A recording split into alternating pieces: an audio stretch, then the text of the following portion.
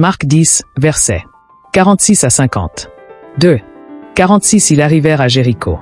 Et lorsque Jésus en sortit avec ses disciples et une assez grande foule, le fils de Timée, Bartimée, mendiant aveugle, était assis au bord du chemin.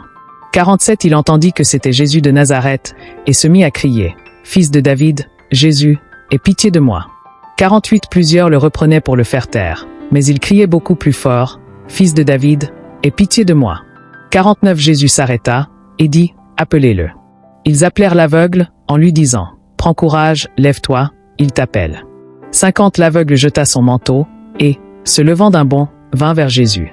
51 Jésus, prenant la parole, lui dit, « Que veux-tu que je te fasse? » Rabouni, lui répondit l'aveugle, « Que je recouvre la vue. » 52 Et Jésus lui dit, « Va, ta foi t'a sauvé. » Aussitôt il recouvra la vue, et suivit Jésus dans le chemin. Marc 5 versets 25 à 34.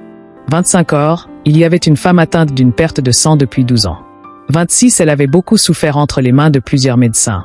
Elle avait dépensé tout ce qu'elle possédait, et elle n'avait éprouvé aucun soulagement, mais était allée plutôt en empirant. 27 Ayant entendu parler de Jésus, elle vint dans la foule par derrière, et toucha son vêtement.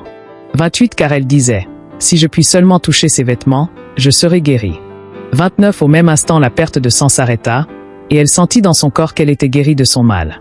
30 Jésus connut aussitôt en lui-même qu'une force était sortie de lui, et, se retournant au milieu de la foule, il dit, « Qui a touché mes vêtements ?»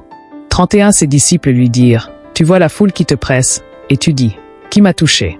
32 Et il regardait autour de lui, pour voir celle qui avait fait cela. 33 La femme, effrayée et tremblante, sachant ce qui s'était passé en elle, vint se jeter à ses pieds, et lui dit toute la vérité.